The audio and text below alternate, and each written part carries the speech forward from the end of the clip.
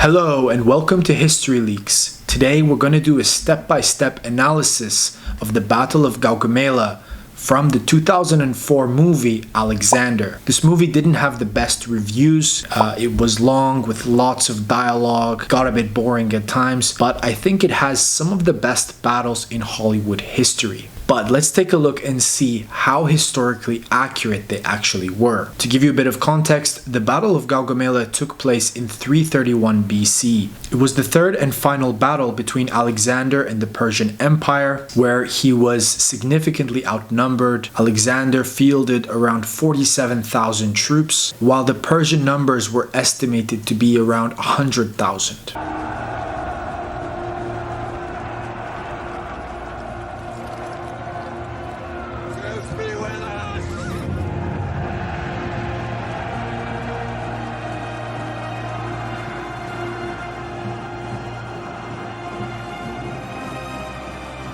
The first thing I'd point out is that this movie, even though it's from 2004, almost 20 years ago now, it has done a great job with the costumes. They look really authentic. The armor looks like real armor, like, it would actually protect you. And not only that, it has a lot of the symbols, the Vergina sun of Macedon. It all looks very authentic for as far as movies go. I would also say that how they chose to depict Alexander in his armor, he really stands out on the battlefield. You can clearly see him distinctly with his helmet, with the red horsehair, and that's exactly how he was described in the sources in all of his battles. The historians like Arian actually describe Alexander like that, as standing out with shining armor, a shining helmet with a crest, and being really easy to spot on the battlefield. And he probably did that on purpose, intentionally. And there's no description of exactly how Alexander's armor looked, in detailed way, but the sources do describe it as being different and very easy to spot on the battlefield. Envelop him, Bessus. My son! Go!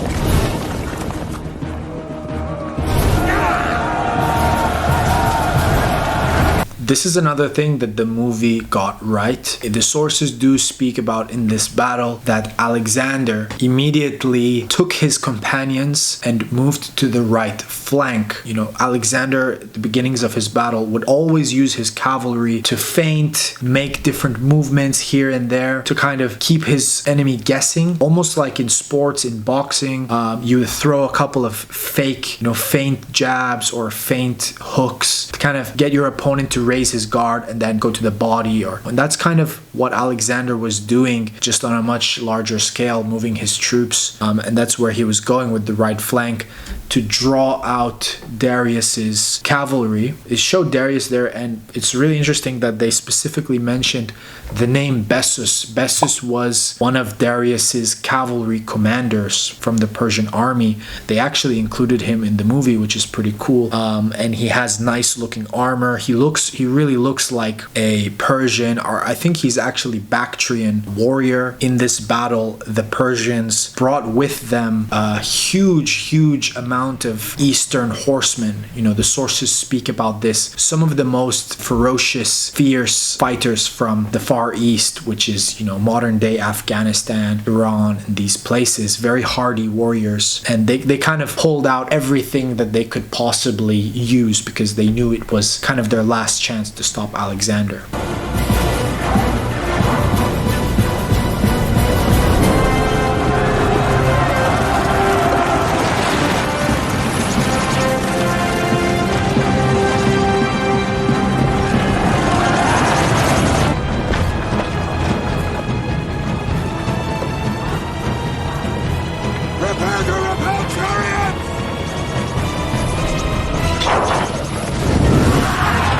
Another thing that this movie actually got right was something that is kind of hard to believe, is the fact that they had scythe chariots. And that's true. The sources actually do speak about the Persians employing scythe chariots against Alexander's army in this battle, and that's because the Persians had a lot of trouble dealing with the Macedonian and Greek phalanx, throughout all of history. And they were constantly trying to come up with different tactics and different innovations of dealing with that in war, and one of those ideas was to kind of break it up. A good way to break it up was sending in a bunch of scythe chariots. Arian actually describes the scythe chariots in detail, and I think they did a good job of showing that, representing that in this movie. But another thing that they mentioned in the sources in this battle, which would be really cool if I don't know if they had the budget, whatever decision they made,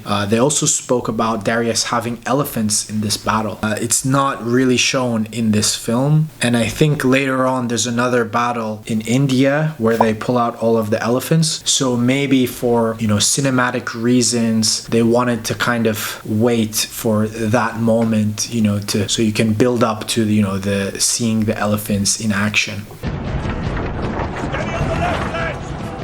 Bend in your mouths, but never break! And keep watching the cavalry on the left!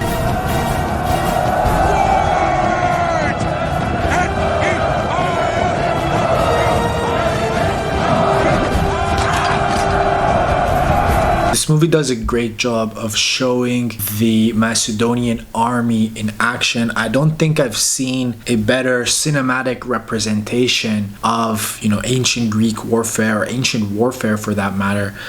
You can see it's not only that they have the core phalanx with the sarissa pikes. Alexander's army also utilized skirmishers, slingers, javelin throwers, and he had special contingents from different parts of the world, different areas that he conquered. For example, the sources mention that he had many Thracians in his army who were, great at that, experts at skirmishing light troops before the real battle commenced. And there's also a contingent known as the Agrionians, who are kind of a skirmisher and also assault infantry type. They were hardy warriors, and those are also mentioned in the sources. They aren't specifically shown here, but it kind of gives you an idea that his army was well-rounded. It didn't only focus on the infantry like many Greek armies before him. He employed many different aspects: cavalry,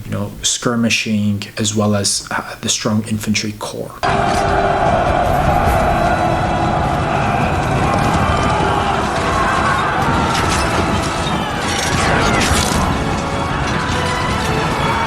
It's pretty awesome in this movie how they show the Persian troops kind of wildly charging into the Macedonian phalanx. I guess that kind of accurately maybe depicts the difference between these two forces. I think the Persian army in reality had a diverse spectrum of troop types. I think they had very lowly kind of peasant farmers who weren't really trained, all the way up to elite bodyguards. They had all kinds, and something that they didn't show in this movie is that the Persians in this battle, and pretty much all of the battles against Alexander, had their own Greek soldiers who they hired as mercenaries to fight Alexander. They had thousands of Greek soldiers on their side as well. So in reality, you would have actually seen two Greek phalanxes going head to head. Not only in the Battle of Gaugamela, but all of the battles Issus and the river Granicus. And I think maybe they chose not to show that because it would get confusing for the audience. It's hard to tell. In reality, that's how it would have been, and the battlefield would have been a very confusing place.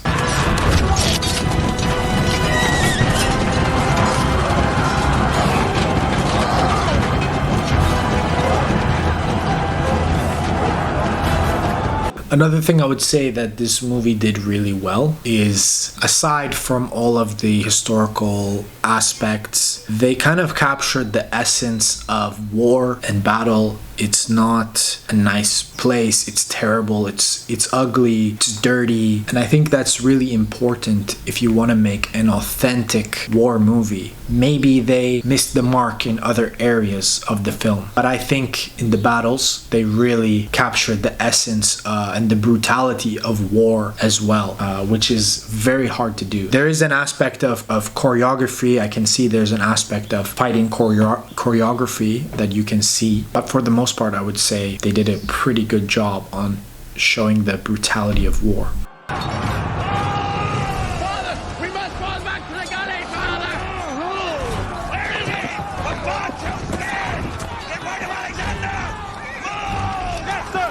This part is actually true. The sources who wrote about this battle, especially Arrian, they mentioned Parmenio. He's shown in this movie.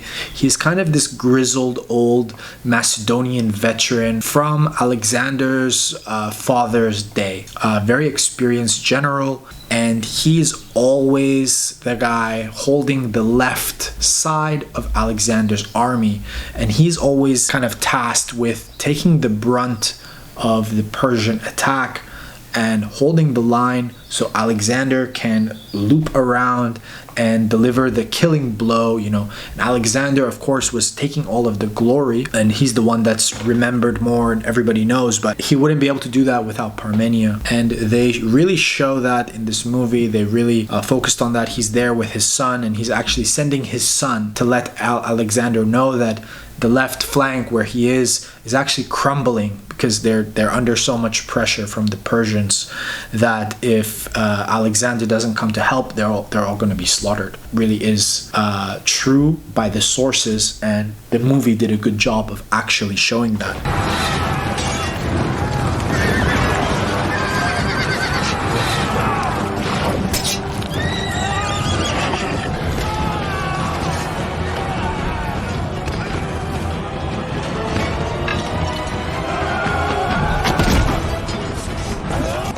Attention, lad! Your father still watches over you! It's kind of interesting how the directors of this movie, they chose to add that in there. That moment is clearly representing something that happened at the Battle of Granicus. There's a famous moment where they charge the Persians. Alexander is described by Arrian as being in a fight with multiple Persian noble cavalrymen, killing one of them. Another one comes up behind him, is about to strike Alexander with his sword, and Alexander's companion, Cletus, saves him and severs off the Persian cavalryman's arm as it's raised in the air. And so they've actually kind of woven these two battles together. I guess they decided they couldn't show every single battle in this movie. It wouldn't fit. So they decided to put everything in one major battle. They put that in Gaugamela and they included elements. And so I can understand why they did that, but it's kind of cool at the same time that they still included it here. If you enjoyed my breakdown and analysis of this movie, please be sure to like, comment, and subscribe, and I'll see you guys next time. Thank you. Take care.